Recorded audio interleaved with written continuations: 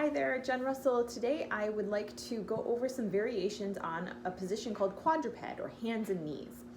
It's a very common position for me to put clients into after we have worked through any challenges in the supine 90-90 that I've gone through in other videos.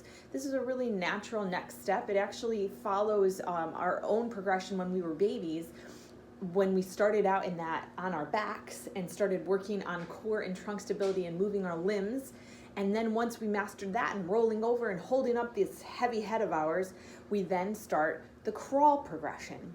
And so even before we crawl, we have to learn how to stabilize our trunk and breathe well in that hands and knees position before we even start moving. So this can be a really awesome place to go back to and revisit.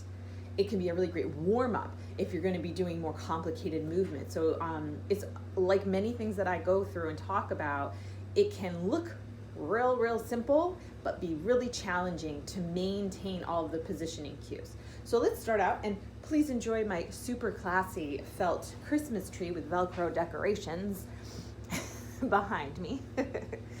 So to get into this hands and knees, I like to say you want to create a square between your hands, your wrists, and your knees. So we don't want to be out here, we don't want to be here, we want to kind of think of it as a little square.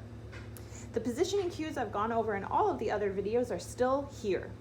Imagine your neck is nice and long. We're going to tuck our chin so we're not hanging out in a cervical extension. And that part can actually be one of the most challenging aspects for people, is to maintain that chin tucked position while we're hanging out here. Now you want to imagine your chest is still staying nice and wide so we're not collapsed in and tightening up in the front. And that can be helped by pushing our hands into the ground. Almost imagine kind of corkscrewing your hands so that we're not hanging out here. Ribs are staying a little bit down so that we're not going into lordotic or low back hyperextension.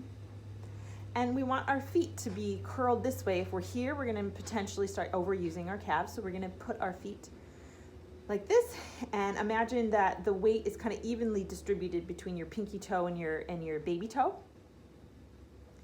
And to start, just try hanging out here and see if you can really maintain a very active position and try and do that 360 breath we've talked about.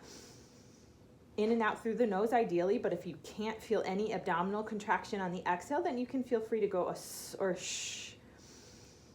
And as you exhale, don't allow yourself to dump here. Don't allow yourself to roll here. We want to really maintain that active position. And you can hang out here, and that in and of itself may feel like a challenge at first. The next thing you could do is exhale and bring your knees, hover your knees an inch or two off of the floor. And again, notice if you start collapsing here, if your back starts arching, then you're not quite ready for that.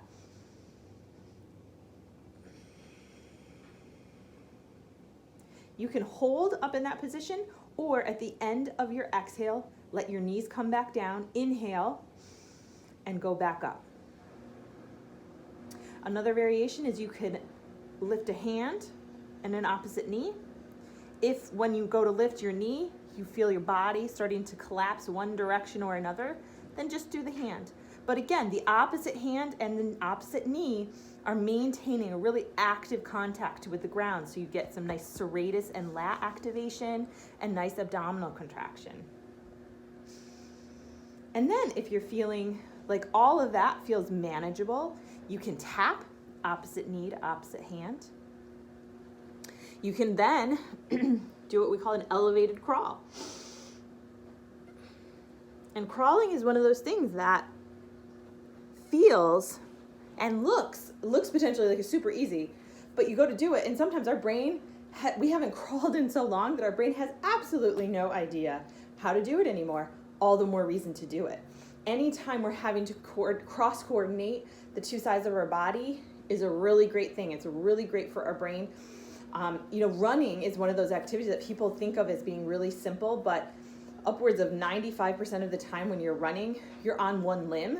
So doing any warm-ups or core activations that help you to coordinate between the two sides of the brain is going to be really good crossover for whatever activity that you're doing. So I hope you found this helpful, and as always, if you have any questions or concerns, feel free to reach out to me. and have a great day. Happy New Year. We're almost through this God-forsaken 2020. Be safe and well. Thank you.